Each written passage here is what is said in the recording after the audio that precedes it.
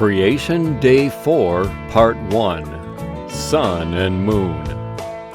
Then God said, "Let there be lights in the firmament of the heavens to divide the day from the night, and let them be for signs and seasons and for days and years."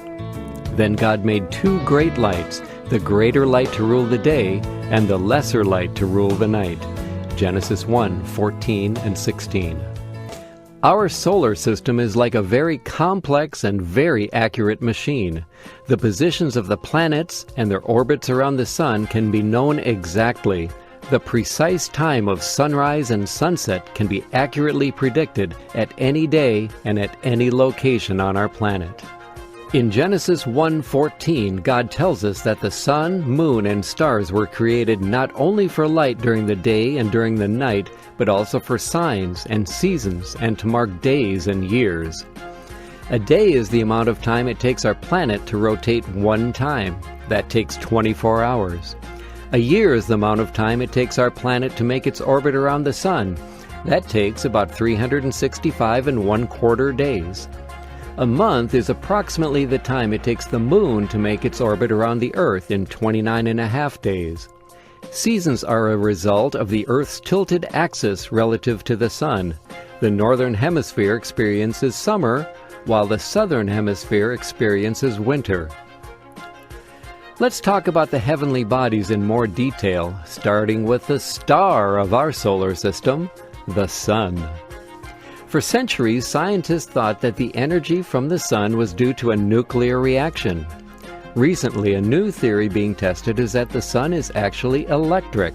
The electric sun theory is looking promising because observable sun activity, including the solar corona, solar flares, and sunspots, can be easily explained by known and proven electric theory.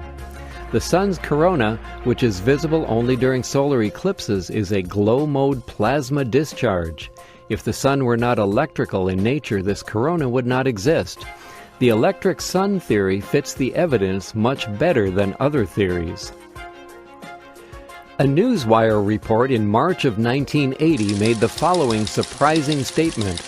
The sun's diameter appears to be decreasing by about 0.1% per century.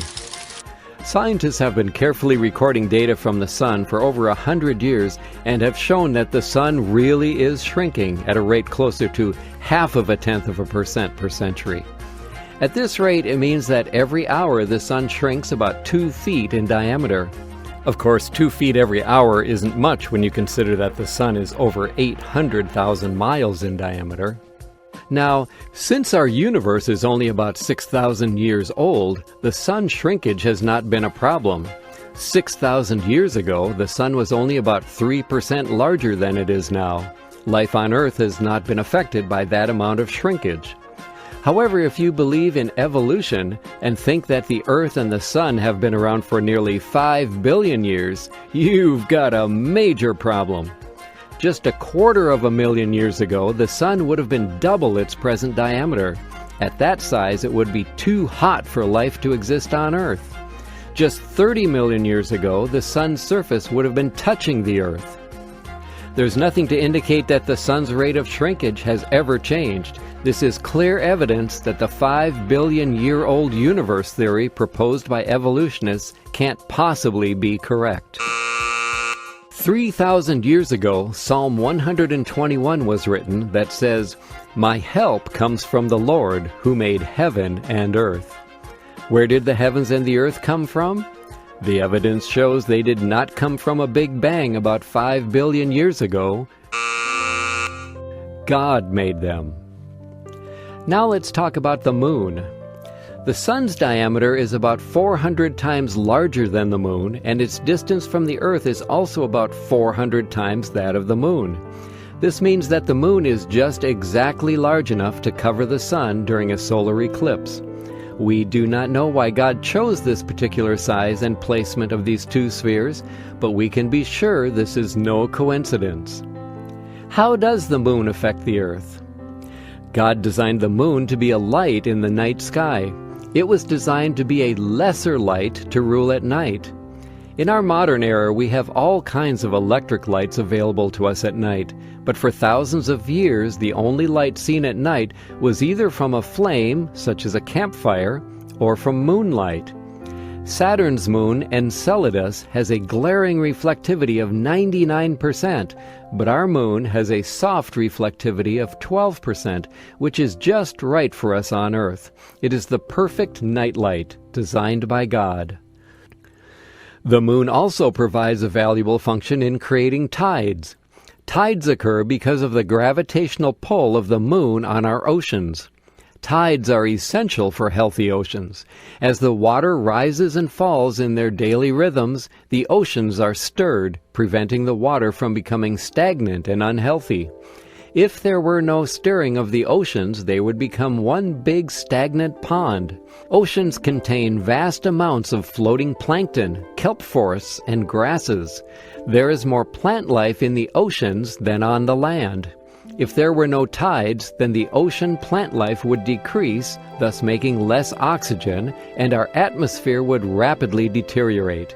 Our very breath depends on the lunar tides. Did you realize that cosmic dust from outer space is falling right now all over the surface of the moon and the Earth? On Earth, it amounts to millions of tons per year. Where is this dust coming from? It may be part of the debris left over from the same explosion that created the asteroid belt. We don't notice the dust on the surface of the Earth because it either falls into the oceans or gets washed into the oceans. But the moon is an ideal location to study cosmic dust accumulation because there's no water erosion happening there. Since that fine powdery cosmic dust has been gathering everywhere on the surface of the moon since its origin, the amount of dust on the surface of the moon can give us an idea of how old the moon is. In 1969, NASA scientists were very concerned about the first mission to land on the moon. Some estimated there would be a 100-foot thick layer of dry cosmic dust that had accumulated in the supposed 5 billion years.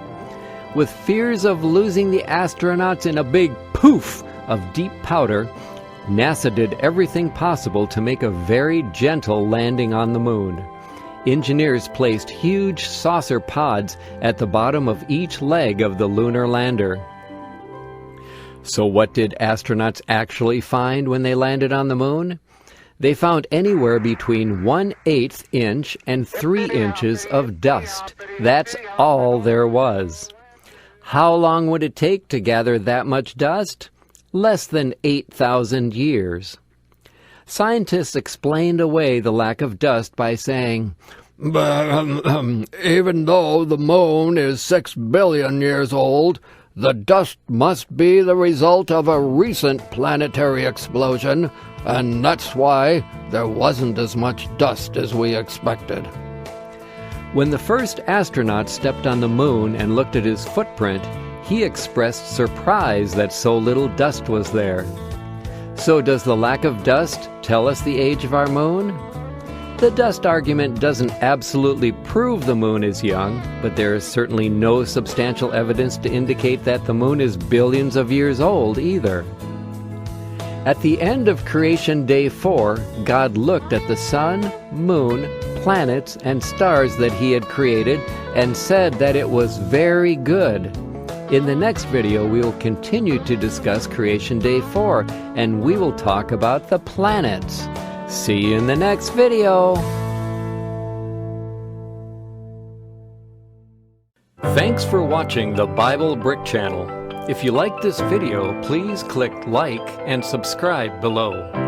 And check out our other videos. You can find links to all our videos on BibleBrick.com. That's Bible-Brick.com.